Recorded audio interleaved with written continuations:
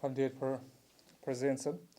Ne sot do të trajtojmë dy tema. E para ka të bëjë me rritjen e pagave, këtë temë që është problematizuar pa nevojë në Kosovë. Edhe dyta ka të bëjë me migracionin e trive, cilën do të prezantoj deputetja e LTK-s Kuvendit e Kosovës, zonja Alma Lama. Lidhur me rritjen e pagave, Lidhja Demokratike e Kosovës vlerëson se rritja e pagave për punëtorë në sektorin publik duhet të jetë së paku 43%, por që në rritje reale prej 30%, pra sa kanë kërku sindikata e shërbëtorëve civil. Dhe ky qëndrim mbështetet në argumentet në vijim. Inflacioni gjatë mandatit të kësaj qeverie, që nga viti 2011 e këndej, ka qenë në kumulativ 13%. Pra kjo nënkupton që për 13% janë zhvlerësuar pagat e shërbëtorëve civil. Ka rënë fuqia blerëse e pagave të tyre. Qartësojmë se buxheti për paga për 2014 është vetëm 11% më i lartë se sa me 2013, apo për 48 milion euro. Në raportin e dërguar nga Qeveria e Kosovës në Fondin Monetar Ndërkombëtar me datë 5 dhjetor 2013, aty qartësohet që 13 milion euro nga kjo rritje shkojnë për punësime të reja të 1399 personave në universitetet të reja publike dhe në komunat në veri. Pra mbetin vetëm 35 milion euro për rritjet pagave, që një pjesë e konsiderueshme tyre shkon për reformën e administratën publike. Nëse kjo shumë prej 35 milion euro, ndahet për 82.000 shërbëtorë civil për 12 muaj, atëherë rritja i bën që vetëm 36 euro në muaj.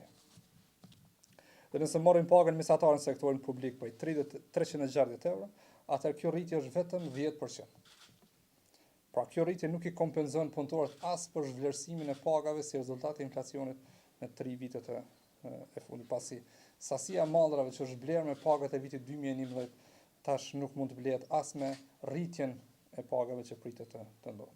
Prandaj ne vlerësojmë se për qenë rritja 30% në terma real, rritja nominale e pagave duhet të jetë 43%. Ne kujtojmë se kjo rritje e pagave u premtua gjatë fushatës për zgjedhjet lokale, vitin që shkoi, njësoj siç ka ndodhur edhe në vitin 2010, kur para zgjedhjeve të përgjithshme u premtu rritja e pagave.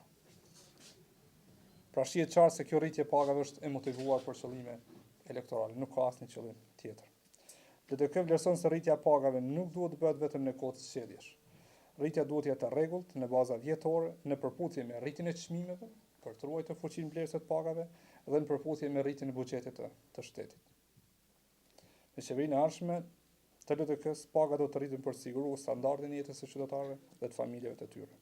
Në qeverinë e ardhshme të LTK-s, rritja e pagave në sektorin publik nuk do të jetë informatë e rëndësishme, sepse njerëzit, familjet kosovare do të krijojnë të ardhurat e tyre nga punësimi në sektorin privat dhe nga rritja e bizneseve. Tani po ja kaloj fjalën Almës për pjesën e migracionit. Faleminderit, një ditë të gjithëve. Lidhja Demokratike e Kosovës është shqetësuar në lidhje me numrin e madh të qytetarëve që po braktisin vendin nga viti në vit. Sipas të dhënave të fundit të Eurostatit, 2245 persona kanë aplikuar për azil në vendet e Bashkimit Evropian. Kjo vetëm gjatë vitit 2013.